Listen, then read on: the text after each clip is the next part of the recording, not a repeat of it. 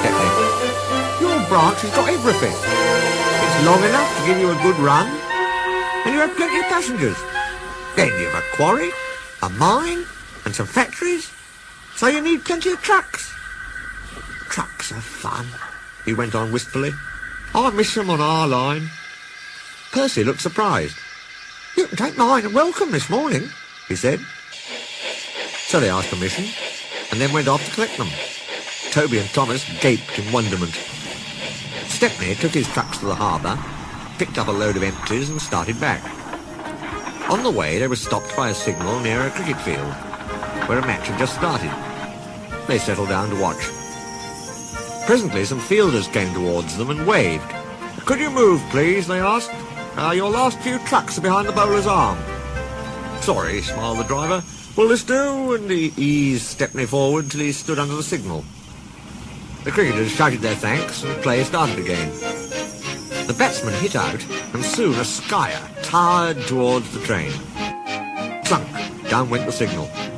There was another clunk too, as the ball fell on the train, but neither driver nor fireman heard it. They were too busy. "Stop!" yelled the fieldsman, but Stepney's noisy starting drowned their shouts. "Come along! Come along!" he puffed to the trucks, and left the frantic fieldsman behind. "Our one and only ball," they said sadly. 4 of them piled into an ancient car. "Wake up, Caroline," they said. Caroline coughed crossly, reluctantly came to life, and they rolled out onto the road. Stepney wasn't hurrying. He had just crossed the river when Caroline came up behind. "Kirk, Kirk," she wailed. Road and rail ran side by side. The cricketers waved and shouted, but they were too far away for the firemen to recognise them, or hear clearly what they said. "If these jokers want a race," remarked the driver, "they can have one." He advanced his regulator, and Stepney drew ahead. Poor Caroline wasn't happy. She rattled along at twice her usual speed. "Master shouldn't treat me like this," she grumbled. "This place is too hot for my system. It'll fuse all my circuits." "Hurrah!" she exclaimed. "That silly train has run into a hole so we can't catch it. Now Master will have to be sensible and go home." But Master didn't go home. Caroline nearly boiled with fury when he made her climb a steep hill and run down to the station on the other side. Caroline arrived just as Stepney had shunted the trucks. His crew were going off duty. The cricketers explained what had happened. The driver and fireman were surprised.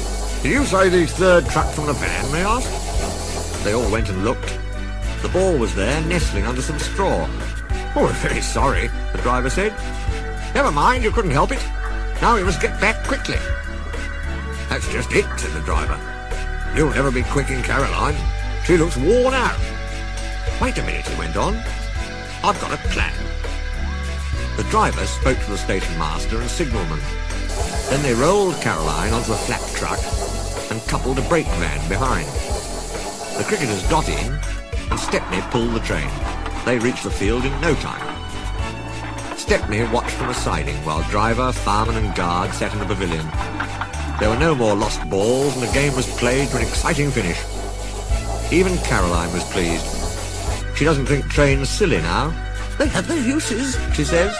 "They can save the wear on a poor car's wheels."